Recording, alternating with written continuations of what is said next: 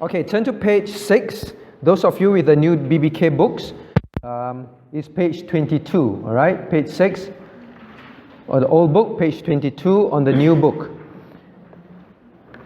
So very quickly, God is omnipresent, God is omniscient, God is omnipotent. Okay, so with that three attributes that we've learned, being, wisdom, this is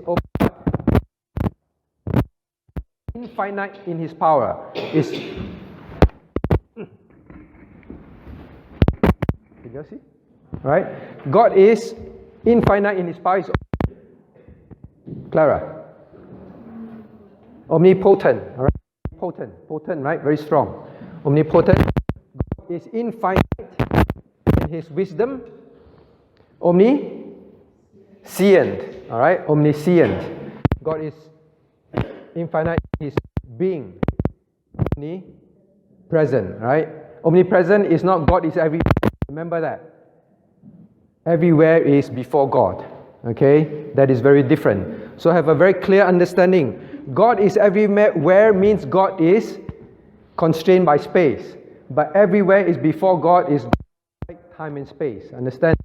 Okay, so there is a very important understanding that we must develop about God. God is present everywhere is a new age a kind of thinking. God is in the tree. God is in the wind. God is in the plant. God is in the sea.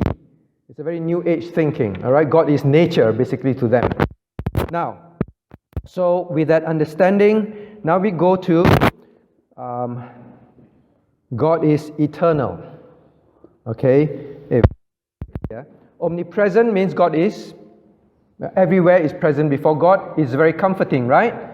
Means you never need to feel that God is not near you. When you're sad, you're in trouble, when you're facing difficulties, when you pray, you don't have to think maybe God is too busy to hear. No, God is comforting. God hears prayer. He's very near to you. He's comforting knowledge. But God is omniscient. God knows all your heart as well. Right? God knows how you're feeling, what you're troubled with. But both also have its other aspect, right? God is omnipresent means you sin in secret, God also is there. Don't think that you sin, church people, I'll just live how I wish. But God is present in your room when you're with God is omnipresent. God knows your heart. Why you serve God? God knows your heart. What you're thinking when you do certain things, God knows your heart. When you think of sinful things in your heart and mind, God knows. You may sit here, no one knows, but God knows. So aware of that.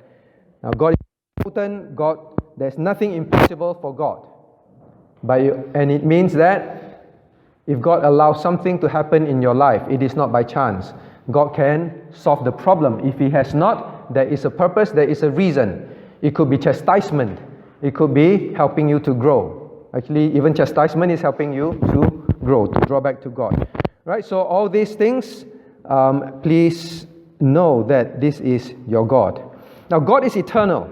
Let's look at point number 4. What does it mean? He never had a beginning. He will never cease to be. He will never cease to be. So we covered all this already. God is eternal. God has no beginning. God has no ending. Who can explain that? Can you explain? No beginning, no end. We can't even understand that, right? It's beyond our grasp. God is beyond our grasp in that sense. Now, why can we say God has no beginning and God has no end? Why can we say that? Why do you think so? Cheryl.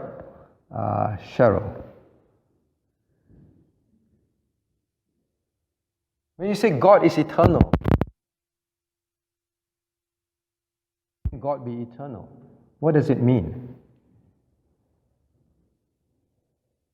Very difficult to answer.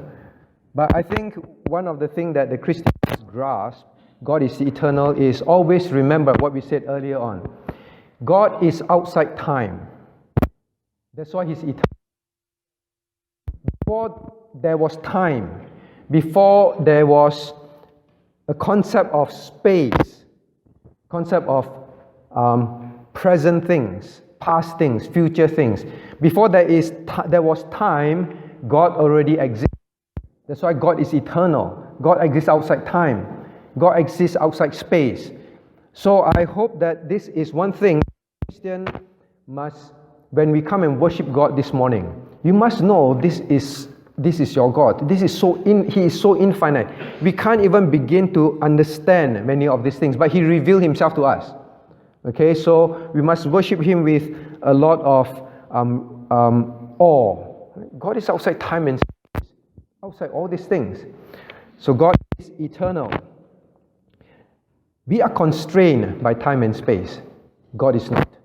How can we say that God is omnipresent? How can we say that everything is in front of God is omnipresent? Omnipresent means God, everything is before God. Is that a complete definition? Joash, everything is before God. God is omnipresent. Is that complete definition? Everything is in front of God? Very good. At the same time. Alright? So at the same time means, so when we say God is eternal, space is omnipresent, it's in front of Him at the same time. Means the future is also before Him now. But He's outside, but time hasn't happened, but He's outside time. And everything. Alright, so see God as God that is so immense, so infinite. They won't say infinite. Outside time at the same time. That's why He is omniscient. How can God already know the future? Those who attended Cheryl. How can God already know what's going on in the future? Well, because He's outside time and space, it's present before Him at the same time. Alright? But still, how can He know what I'm going to do next and what man is going to do next? That will affect the future. Because He's the creator, meaning He created all things, and He also decreed all things. Okay? Why does in no future? Is because He decreed the future. For example, I say worship will start at 10 a.m. today. How do I know? Because as a church, we plan that it will start at 10 o'clock. Right? So can I tell you for sure, worship will start at 10 o'clock? In the sense, I can. Why does God know the future? Because God designed the future. He knows. Now, God saying something and me saying worship will start at 10 o'clock, what's the difference? Am I then being omniscient? Not. Why? Because an aeroplane may crash into this building and then there's no worship at 10 o'clock. The aeroplane crashed at 9:55. Then there's no worship. Right? But when God decrees something, when God said this will happen, and I tell you this is what's going to happen, it will happen. Because God is omnipotent. Nothing can stop it. What God decreed. So God's omniscience, God's eternality is something that we must know is different from man knowing the worship will start at 10, we will have a Delphi this afternoon. Yeah, we know that because we plan, but we are not omnipotent. It doesn't mean it will happen. Now, what does all this tell us also? We need to fear God. We need to, this morning's message, we need to do His will. Because God has already willed what will happen, and God is all-wise. Therefore, the Christian's safety, all right, understanding God, the Christian's safety and is always in obeying God. Because God knows the future. Now, if God doesn't want something in your life, no matter how you see it is so good, it is so needful even, but if it doesn't happen, God removes it or God doesn't allow it into your life, always remember God knows the future. He designed it. He knows what is good or bad for you because He knows your future. And He designed it and He will bring it to pass. He allowed it. Alright? Later we'll study. God is infinite in His goodness. It is always for your good. Okay, so understand all these things as we study God's Word. I hope it sink in. Well, maybe you're not facing big trouble in life now. Life is peaceful. You say, oh, okay, all this. But when you face certain things in life that you cannot understand, that you wish were not so, the understanding about God will cause you to see things differently. All right? So that's very important. So studying about God is the theology about God is very useful for our Christian walk with Him. Now, next. So God is, number 5, God is unchangeable. We have it up there. God is unchangeable. Let's read together. I am the Lord. I change not. All right? Christ said He's the same yesterday, today, and forever, right? So, what does God does not change mean? Now, one of the arguments that people always say, no, the Bible is not right because Jesus Christ changed. Jesus Christ, at one time, was Spirit, right? We can't see Him. He's Spirit. Then He came as man, and now He has a permanent body, correct? So, when Christ resurrected, physical body. When Christ went to heaven, physical body. So, when we say, see Christ changed from Spirit to man. God changed. Christ is no longer a spirit. So how do you answer that? How to answer? Eugene, how to answer that? God changed not refers to His character. All these attributes. Did He say God? Now, but He was a spirit. Now He's man. He has a human body. He still has all, even as a human body, He also still has all the attributes. Okay, he has a human body, but He still has all the characteristic and attributes here. But what is God is a spirit? Remember we studied when we say God is a spirit. What does it mean? Alan, what does God is a spirit emphasize? Is it that, spirit cannot see, floating around? Very good. God is a spirit. It's not simply He is a floating spirit, cannot feel, cannot touch. God is a spirit in the Bible emphasizes that you can't explain God in human terms. Understand that? He's a spirit means His characteristics. Don't try to imagine God by human terms. That is the emphasis. God is someone that He reveals to us who He is. That is it. You have to accept what He reveals, all right? So it is not about a physical change or not change. It's always about His attributes. His attributes cannot be explained in human terms. Don't think of God in human terms. That is what He's saying. God is a spirit. Okay? Now that is very important because many people when they say something, and increasingly I hear this type of thing, like you explain the gospel or you explain to a Christian some things about God or what God said. Then they will say, I think this is what God is. And then you say, well, God says that He will judge sin. He's a holy God, He will judge sin.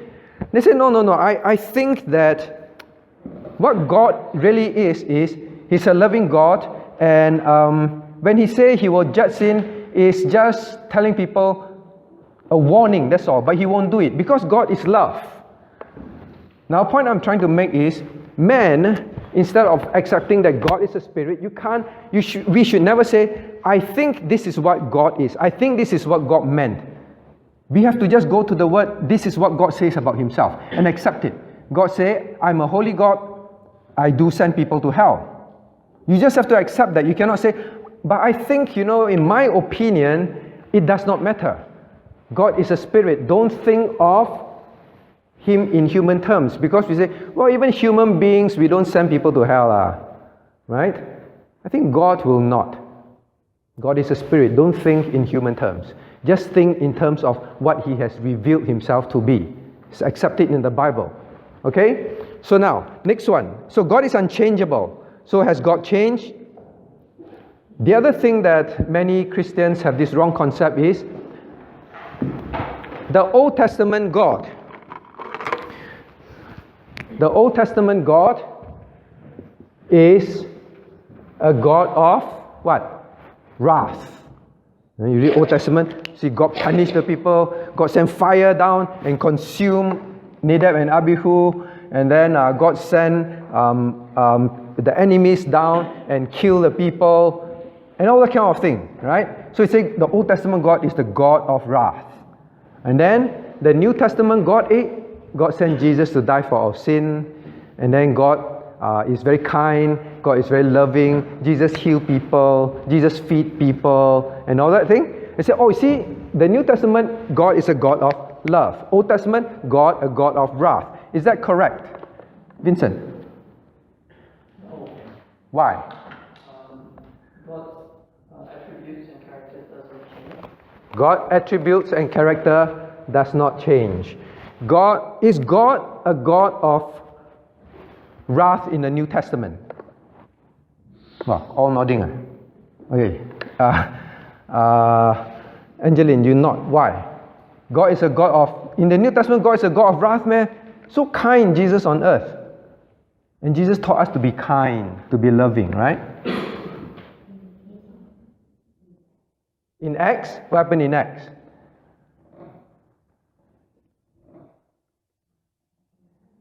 Say again. Ananias and Sapphira. What happened? Ananias and Sapphira, they lied. They say, oh, we sold and we're giving everything to God. They lied. And what happened to them? Drop dead immediately.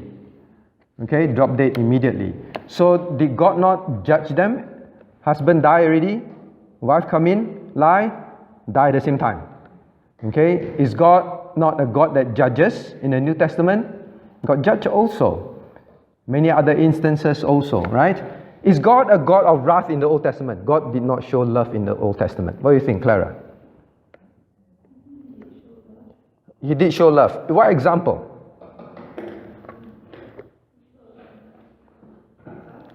He showed kindness and mercy to Joseph, no matter how people bully him, throw him in prison, but God continued to take care of him.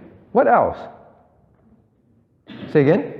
Israel. Someone say Israel, right? Actually, when I read the Old Testament, the more I read the Old Testament, if anything, I think God is a God of love in the Old Testament. When you read the life of Israel, when you did Judges, right? Now, if you are a parent and your child is like the people in Judges, I don't think you could tahan your child also. You've long time given up on your child.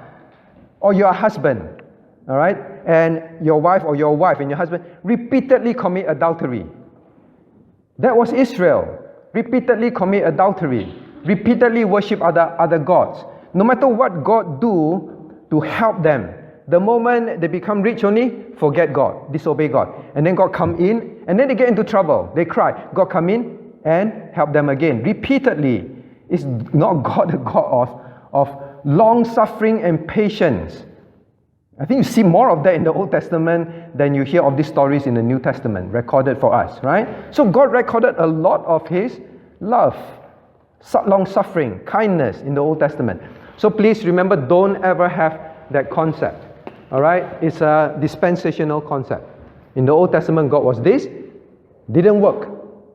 God say, Old Testament, I punish, don't work. All right, now New Testament, I change. Now I show love and see whether they respond or not.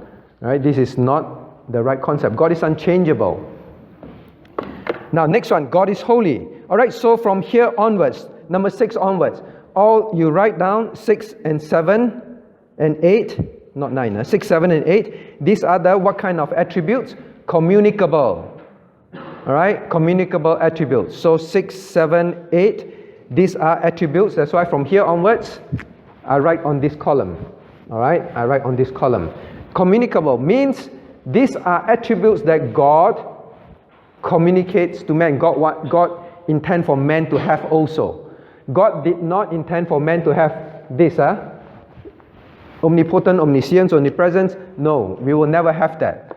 When God says to be Christ-like, to be like God, God does not include those non-communicable attributes. Now God is holy. God is holy means He is absolutely pure. Absolutely pure. Free from sin, and He hates sin, in fact. Now, God is holy must bring to our thinking the theology of the doctrine of what, Adrian? Be ye holy, for I am holy. It must bring to our minds the doctrine of separation. Remember that. When God says, I'm holy, means I separate from all sin. I separate from sin. I am separate from carnality, worldliness, any form of sin. So God is a God that is separate from all this. That's why when He says, be ye holy, for I am holy, God is saying, be separate. Separate from false doctrines. God never mixes Himself with false doctrines. Separate from anything that is sinful in your personal walk. God does not have any of those in His life. So God tells you, be ye, does God say, be ye omnipotent, omnipresent? God never command that. God command, be ye holy, because I am holy. So communicable. So holiness.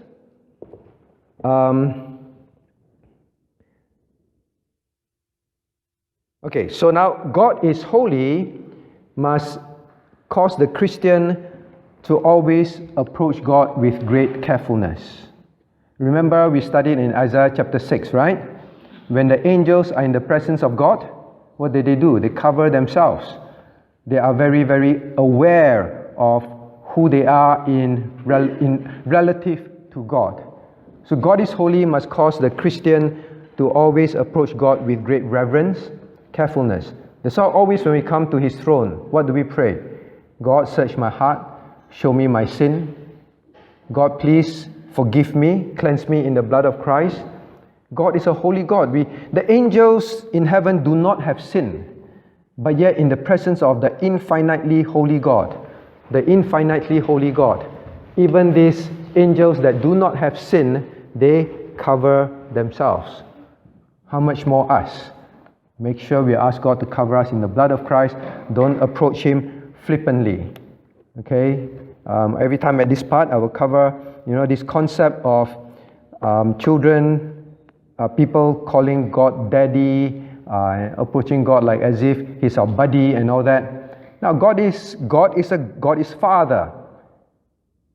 But this concept of Father is lost. Today, when children approach Father, oi, Father come home like nothing. I was just thinking the other day, why is all this lost? When I was young, when Father comes home, all the children must say, hi Father or hi Daddy. When we enter school, when teacher enter class, do you still do that? Teacher enter class, teacher, God 起立, 行礼, 坐下. What it means is, every time teacher come in, you stand up, greet, sit down. There is a reverence, there is an understanding who the authority is. God is a holy God. Always approach Him with this reverence and this care, although He's Father. So because of this lost concept, even Christians don't even know how to treat their parents properly. Greet them, respect them. I actually don't know how many times I say, can young people, please learn to greet auntie and uncles when you meet them along the corridor, in the kitchen. Why do I say that? Because if you do not know how to have reverence, have respect for those you see, it's very difficult for you to understand the concept, reverence God. God whom you do not see. Right? So do that, because it will also cause you to learn reverence. Okay? Now, so approach God with carefulness, and remember, we must be holy. Now, next thing. By the way, God is holy. Be ye holy, for I am holy. In 1 Peter, it's a quotation of the Old Testament. Know that God does not change. God is, in the Old Testament, Leviticus 11, he say, I'm holy, so you be holy. So God does not change. It's the same holiness. Now, next one. God is just. All right, God is just. Now, all that God does is right and fair. He never over or under punishes any sinner. God is a just God. First of all, understand that many Christians, or even many unbelievers, and even Christians, says God is not fair. God is not fair. But the Bible reveals to us in Psalm 119, 137, God is a just God. In fact, He's infinitely just. Infinitely just. Just because you and I do not understand, we cannot think that God must judge, God must do as what we feel is just. Understand that? Remember, when we study about God, it's what God reveals about Him. God is just. God never makes any mistake in His judgment. Now, by this, there is also a great comfort and a warning. Shall we turn to Rome? You want to write down there Romans 12, 17 to 19. Romans 12, 17 to 19. Shall we turn there? God is a just God. What must that tell us? So you write down in your BPK book Romans 12, 17 to 19.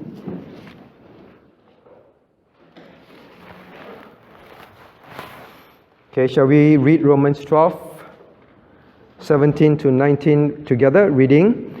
Recompense to no man evil for evil. Provide things honest in the sight of all men. If it be possible, as much as lieth in you, live peaceably with all men. Dearly beloved, avenge not yourselves, but rather give place unto wrath. For it is written, vengeance is mine, I will repay, saith the Lord. Therefore, so let's read 20 as well. Therefore, if thine enemy hunger, feed him. If he thirst, give him drink. For in doing so, thou shalt heap coals of fire on his head. Now, here, God reminds us, and it's a quotation from the Old Testament again in verse 19, don't avenge yourself,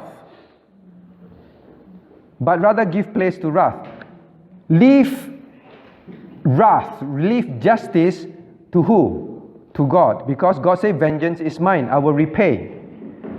So Christians, knowing that God is infinitely just, the Christian should learn when people treat you unjustly, when people bully you, when people take advantage of you, don't take revenge. Don't take revenge. Don't sit down and plot and plan. Now, if in your heart you struggle, just remember, always pray, God, based on your character, you are infinite in justice. God says, I will not overpunish, I will not underpunish. Okay? Remember that. God will deal with them. But you say, so do I keep letting people bully me and take advantage of me? Now, there is a difference between taking revenge and doing what is needful. Understand that? Okay? So, if someone keeps, alright, Phoebe, if someone keeps beating you in school, they say, God is just. I must not take revenge. So, God is the avenger, so I will let them keep beating me. I must not act. Is that true? No. Alright? We must tell the teacher. Is telling teacher taking revenge? Unless you go and tell teacher, lies. The person hit you on your shoulder, you say the person used a knife and chased you. Alright? That is wrong. So, if you buy something and someone cheat you, doesn't mean, God will take revenge. Right? You appeal. You do the right thing. Now, but don't take revenge. All right? You hit me once, I hit you 10 times.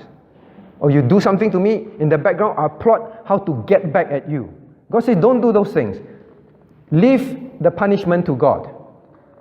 You do what is necessary, what is right. That's it. Don't take revenge. All right? Because God is just.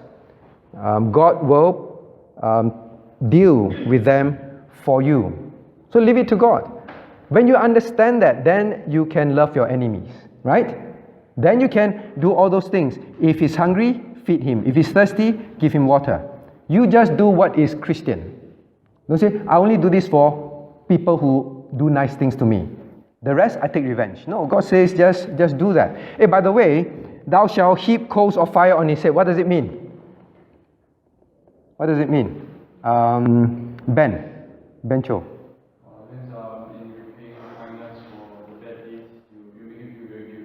You make him feel very guilty. Aren't you trying to take revenge? All right, some people read it wrongly. Heap coals of fire. The more angry you get, you see, I do more, you get more angry at me. It's not that. All right, it's kindness. Is you warm the person, and then the person say, I got to stop doing this. All right, you make him feel guilty in the sense of you do what is good, hoping that the person will change towards you. It's not do revenge. The opposite. Do the opposite. All right. So people are unkind to you. Be kind to them, so that they will change. In those, like now, I wear a cap every day during winter, throughout the day, and when I sleep, I also have to wear a cap because my head is very cold. Heap coals of those, they are also very cold. They wear hot things on their head. Understand that? So it's to warm the person, care for the person, and not to make the person irritated. Heap coals of fire. Ooh, now he's burning. Not that. All right. So God will take revenge, leave it to God. They said, but hey, the person all his life get away with things. How do you answer? God haven't taken revenge. Now I want to take revenge. I think God forgot. The punishment may come in afterlife. Okay, leave it to God. Even until you die in bed, hey, the person still, God didn't do any, I'm dying before him. Don't think like that. His punishment will be, God is infinite in his justice. He will not let injustice pass. Okay? Now, next, so remember it changes you. Be a just person. God is just, you be a just person. Okay? Don't bully people. Be a just person. Number 8. Now, God is love. So, God is infinite in his goodness. Alright, God is infinite in his goodness. God is love. God loves all. God sent his Son to die for our sins. This is unconditional love. God is just. He will punish sin, correct? He will punish sin. Means if there is sin, you must go to hell. Ignatius, do you have sin in your life? Wow, think so long. Okay, never mind. Now I know. You think you're perfect. Benedict, do you have sin in your life? We all have sin in our life, right? The penalty of sin is what, Ben? Death. Eternal judgment in hell. Because God is just, Ben, must he send you to hell? He must. But because God is infinite in his goodness, in order to not send you to hell, someone has to pay for that sin. Christ, he made his Son come and pay for your sin. Ben, understand that? So, does God's goodness, does God say, I love? Then, never mind, I close one eye. Okay, all coming to heaven, come. Can he do that? Why must Jesus come? Why must he send his Son to die for our sin? Because he is infinite in his justice. He must execute judgment, and his infinite love transferred that judgment on his Son, who is the infinite God. Okay, for your infinite sin. So God is both at the same time. See the wisdom of God? Do you see the infinite wisdom of God? You know, salvation plan is the infinite wisdom of God and the infinite love of God. Okay. Now next, last one. God is a consuming fire. All right. So this is not communicable. Don't try to be a consuming fire and go and light up everybody. God is a consuming fire. Reminds us that God is a God of wrath and he hates sin. Again, Okay, so be aware of that. When you and I sin, even if you are His child, do you think God gets angry? God hates our sin? God does. Okay, so don't sin lightly and think that God is love. Well, He's going to let me go. I will keep sinning, and then I keep asking for forgiveness because God is infinite in His goodness. God, you're infinite in your goodness, right, God? You must forgive me, right? Don't think so foolishly. God is also infinite in His justice. He will chastise, He will deal with your sins. Okay? So God is infinite in His truth. Objective, subjective. Alright? Objective is everything that God says is always true. Remember that. Don't argue with the Bible. Don't argue when God says, live like that. No, I think God, this way is better. Whatever God says is truth. All the doctrines that God says is truth. Okay, don't argue with God.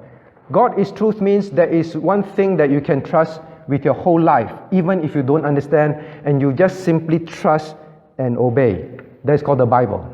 Because God gives us the Bible, God is infinite in His truth. There's nothing on this world that you can trust like God's truth. Even if you don't understand, trust it. Trust it. Alright? Walk by faith, not by sight. Now, next one is the last part. Now, quickly. Shall we read? Okay, before we read, now let me ask you.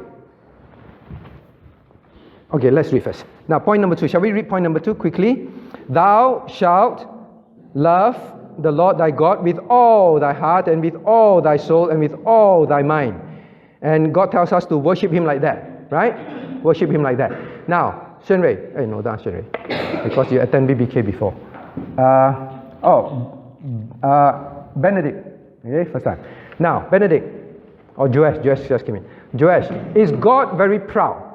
God says, you must worship me, and you must love me. How? With all your heart, soul, mind. Is God very proud? God is not proud. God says you must only worship me and don't worship anyone else. Okay? If you do, you have sinned. Is God very proud? Again, no. Why? Because He's God, He deserves it. He deserves it. Some unbelievers say, hey, you know your Christian God are very proud one, you know. Your Christian God so proud and say all other gods are false. Your Christian God very proud. Is it a correct statement? Why no, Clara? Why no? Don't you feel very uncomfortable to tell people, my God is the only living and true God. All other gods are false. You say, oh, you're so proud, your religion. Happened before. So in your heart, what do you think? Yeah, actually, not very nice to say. Okay, just smiling. Why? Now, this is what God is. Do you understand? He is the creator. We talk about His infinite power. Can you even know where's the end of space? Outer space? Men still don't know. Do you know how many stars in heaven? Men still don't know. The planet, was it Jupiter? Can contain all the planets in our solar system. Can you imagine how big that is? We can't even imagine all these things. God, how did God create all these things? The universe? Take 1 million years slowly put together. God just spoke and in an instant they came into existence. Understand that? God is this powerful. Is it too proud for this almighty creator to say, I am God, worship me, and none else? No, because we have not known God. We have not known God as He is. That's why we say, quite difficult to say God is to be worshipped and none other. Okay? Now when we come to God, when we study all this, the point is we must worship God with all, because He is all this. He deserves our worship. Nothing else. Why does God say, I am a jealous God? Because only He is like that. Understand that? Now, so I say, so because He's the creator, He has the right to worship, right? Okay, Susan. So if I'm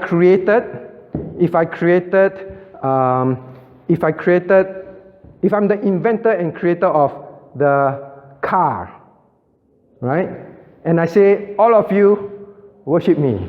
I'm the inventor of, do you know, motor vehicle? I'm the one. Am I proud? Because based on the concept, God is the creator, so He's not proud if you say you worship me. So I'm the creator. I created this, I invented this. No one thought of it, I invented it. And I say, hey, you all better worship me. Yeah. Huh? Am I proud? Why? Why maybe? Huh? Why maybe? Not if you say that people should worship you. Why not? Because God is the creator. He said, then therefore you must worship me. If I'm the creator of this thing, no one thought of it. I'm the only one. So you all should worship me, at least for this thing. Why am I not proud? Okay, why? Clear. Okay, why? Anyone? Why not? You didn't create man. I did not create man. Number one. My wisdom man's wisdom to create anything, where does it come from? The infinite God. God is the one who gives wisdom to any of us to do anything. That is why God said, don't be proud. See, but I do a lot of things. Why I cannot be proud? I'm the one who did. Why I cannot be proud? Because we have not understood that the infinite God is the one who gave us the wisdom and the ability to do it. When we do something, we still need to say, all glory to the infinite God. Understand that? So we are proud if we say that. But He is the infinite God. When He says, worship me and all other gods are false, love me with all your heart, soul, and strength, serve me with all. Is He too demanding? Absolutely not. Until we see our place when we study God, then today onwards we worship Him as we ought to. Don't come to church thinking you do God a favor. God, I will come to church early. I'll do you a favor. God, I will come on Sunday to worship you. I do you a favor. It is our privilege to be even in the presence of this God. Understand that? Okay? So study of God must change our thinking about Him. Let's pray.